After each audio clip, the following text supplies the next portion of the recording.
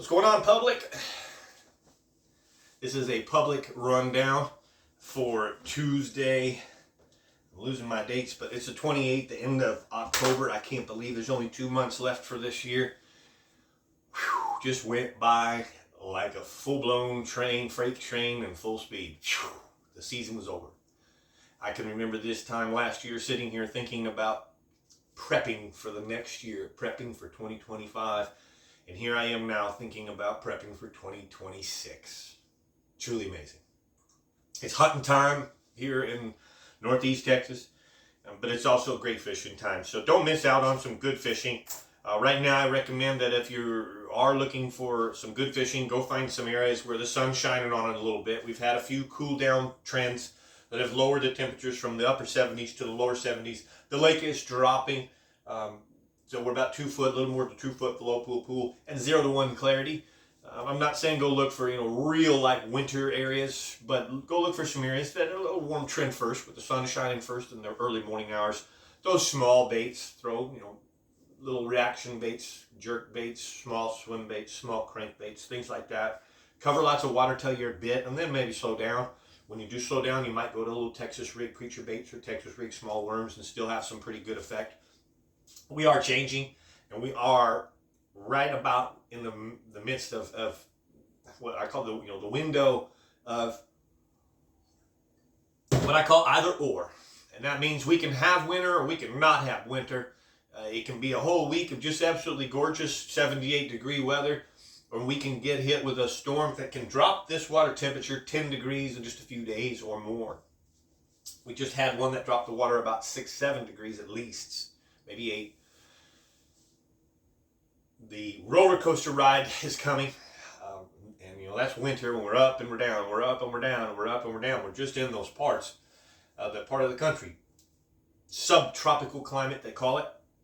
We can have a hard winter. We can have snow on the ground for a little bit, a day or two, and we can have it where you want to almost say it's time to sunbathe. All in a matter of the same day. Snow in the morning, sunbathe in the afternoon. Literally, I'm not joking.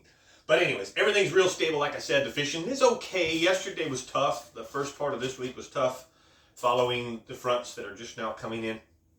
And again, as I said, if you are not catching fish, I recommend you just keep moving until you do find bites. Look for the birds, find the birds. And here's the main thing, stay with the creeks. There's no doubt that those bait fish have gone up the creeks in arms and fingers and the backs of places. You need to go find the bait fish. Early morning hours right now when it's crisp and cool, they might be more creek oriented. Later in the afternoon, they'll pull back up on those flats. So if that helps you anything there, let's see. I know that the crappie fishing really has been kind of doing the same, and I generally like to share the crappie fishing with you. Jackie Wiggins has not responded here in a little bit. Oops, I need to archive him. But we'll get back to you then. I'm sorry, I don't have a crappie report at the moment. Triple check. Yeah, I don't have a crappie report from him right now. When he does get back to me, I'll let you guys know. But I believe the crappie and the bass on fork have the same effects when storms hit. The crappie are they're a predator. They eat the minnows and the shad just like the bass. They of course don't act the same or live the same lifestyles. But when the cold fronts hit, they're affected too, and that's just what we're up against. So. Again, it's Tuesday morning. Stick around this week. We'll keep you caught up. I apologize about not being around last week. I needed a break. After the Big Bass Splash and the Berkeley events came and went, I was exhausted, as many other guides, as many other workers around this lake. We get thousands and thousands of people that show up. There was actually I think 1,200 or 1,300 people that entered into this Berkeley event. I think that was the number. Fished really well. The event went super well. In fact, let me tell you here, the overall winner, 1,300 anglers from 20 different states competed in the 30th annual Berkeley event. A 948 was caught by Robert Washington. That won the big boat. Actually, I think they're the same boat. They gave a boat away for the over and a boat away for the under.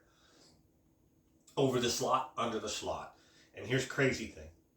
Randy Klavinsky catches a 3-pound, 13-ounce under the slot and wins a Skeeter ZX 200 powered by a Yamaha boat and a Yamaha engine and $1,000. a 3-pound bass just won a prize of probably somewhere near 80, 90, maybe $100,000. That's crazy. Where can you do that in the country? Right here in Texas is where you can. Right here in Texas with the big bass splash. Right here in Texas with the Berkeley event. Right here in Texas with the Skeeter event. There's a boat given away every time. So it's truly amazing place to be and fishing really well. That's what we got for you guys publicly. Next year, I know some of you follow this to get a basic report. If you want much more information than you get here publicly, look in the description below. Come follow us in the YouTube page, the private YouTube page is what I mean, and the members only private YouTube page that we run. We give such a much more updated, detailed, right to the point, what baits, exact locations, where to go, how to catch them, what rod, what line. I mean, we just really give the details there. A lot more than you get here publicly for free. So it is a $5 a month subscription. But come on over if you want more information. That's always there for you. And then if you really just want the full-blown McCoy, you want waypoints. Where are the big fish being caught on fork? You can follow me on the Fish Life app. It's a free app. It goes on your phone. It's called Fish Life with a Y. Life with a Y. Fishlife.com. Go to fishlife.com and follow me there. McFarland's Corner there. In that, there is the entire year's worth of big fish catches, month to month, and reports via waypoints. Okay? I'm giving the waypoints. So I give you the reports for January, for March, for April, whatever. All those fish in March and April, those big ones that I was showing pictures of, there's waypoints of those fish. It's a kept record. It's a library. There's January through October now in the Fish Life app under McFarland's Corner of all the waypoints where the big fish were caught throughout the season. So you can see the pattern month to month to month, where and the locations.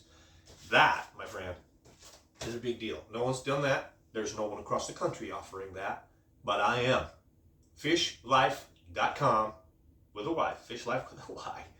Come follow me there if you really want to learn and know about Lake Fork. And it's history. It's a popcorn trail. Your phone will take you there. All right? Fish Life. Come on. Come follow us. All right. Thanks again. I appreciate you watching. Hit the like button if you found this good. Comment below. Share any information you have that you'd like to share. Any pictures that you have. And, of course, come book a trip with us. I'm booking spring now. All the greatest dates, the best dates, the moon-oriented dates, the spawning dates. Those are already starting to be gobbled up. So if you want a date during next spring, that's important that you get booked now.